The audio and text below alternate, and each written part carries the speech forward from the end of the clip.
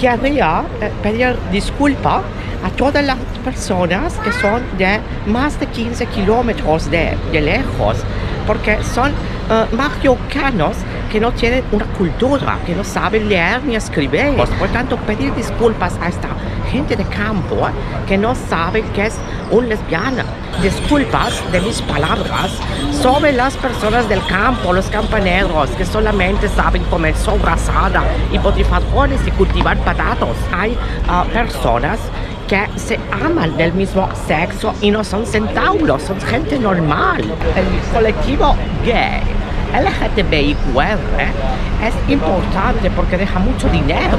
El otro día había unos alemanes gays que además, si son gays, comen el triple porque son muy grandes.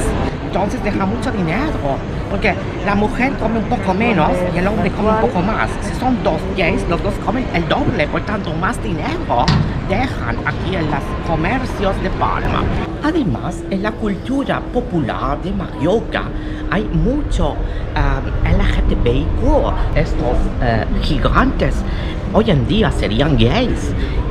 Tienen cara de gays, tienen cara, pero la gente del campo no lo sabe.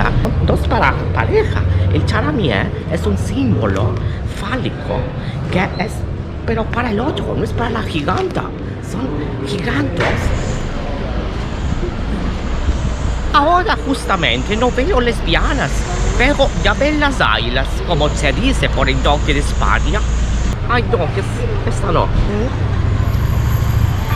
Hay gente de campo, esto sí, hay gente de campo, se nota, porque vienen de más de 15 kilómetros. Si vienen de 16 kilómetros, son de campo. Si vienen de 12 kilómetros, no, son de Socoleo.